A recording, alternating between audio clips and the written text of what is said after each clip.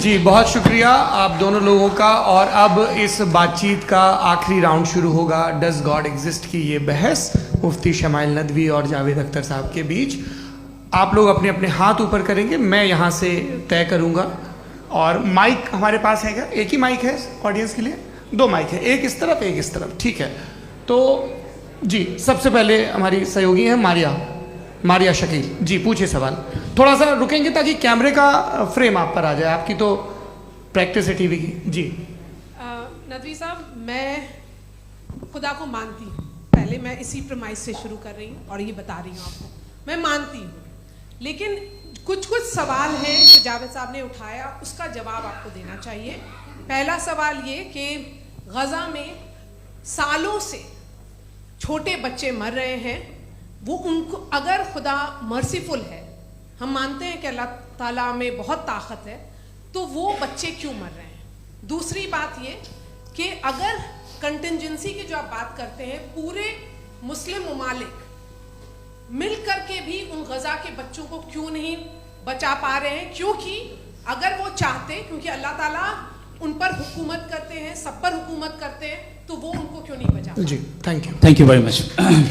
بہت اچھا کیا آپ نے اس چیز کو ذکر کر دیا. میں اس کو اور اچھے سے ایکسپلین کرنے کی کوشش کرتا ہوں. دیکھیں, جہاں تک آپ نے کہا کہ غزہ کے بچوں کو مارا جا رہا ہے, دیکھیں 2 ورلڈ ویو ہے, ایک ایتھیسٹک ورلڈ ویو, ایک تھیسٹک ورلڈ ویو ہے.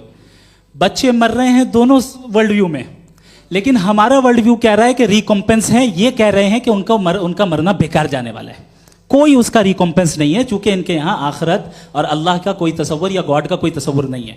آپ نے یہ سوال کیا کہ گاڈ مرسیفل ہے, کیوں نہیں روکتا. یہ میں نے بتایا کہ یہ مسکنسیپشن ہے لوگوں کے درمیان کہ گاڈ کو صرف مرسیفل اور اومنیپوٹنٹ سمجھتے ہیں. گاڈ کے صرف یہی 2 ایٹریبیوٹس نہیں ہیں, گاڈ کے کئی سارے ایٹریبیوٹس ہیں. ان میں سے الحکیم بھی ہے, ان میں سے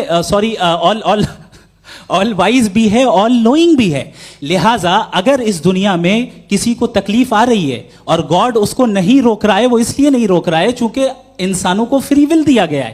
ٹھیک اسی طریقے سے اگر ایک ڈاکٹر کسی چھوٹے بچے کو انجیکشن لگا رہا ہے, اسے تکلیف پہنچ رہی ہے, اس کے لمیٹڈ پرسپیکٹو کے اعتبار سے یہ غلط ہو رہا ہے اور ڈاکٹر برا ہے. لیکن جب آپ براڈر پکچر کو دیکھیں گی, آپ کے اور ہمارے پاس صرف ایک پکسل ہے, ہمیں اتنا نظر آ رہا ہے کہ غزہ میں قتل ہو رہا ہے, لیکن اس کے پیچھے کتنا ریکمپنس ان کو ملنے والا ہے, پورا پکچر گاڈ کے پاس ہے. تو ایک پکسل سے آپ پورے پکچر کو کبھی بھی جج نہیں کر سکتی. آپ اس میں کچھ جوڑنا چاہیں گے؟ آپ کو کچھ بولنا ہے اس میں؟ بھائی آپ نے بہت اچھا جسٹیفیکیشن دیا. یا آپ وہ جو وہاں کے پرائم منسٹر اسرائیل کے, انہیں بھیجیے, وہ بہت خوش ہوں گے. آپ جسٹیفیکیشن دے دینا کہ اگر گاڈ نہیں ہے تو بچے کیوں مر رہے ہیں, آپ بتائیں. وہ یہ سوال پوچھ رہے ہیں کہ اگر آپ ایشور کا استتو نہیں مانتے ہیں تو ان بچوں کی موت کو آپ کیسے انٹرپریٹ کرتے ہیں؟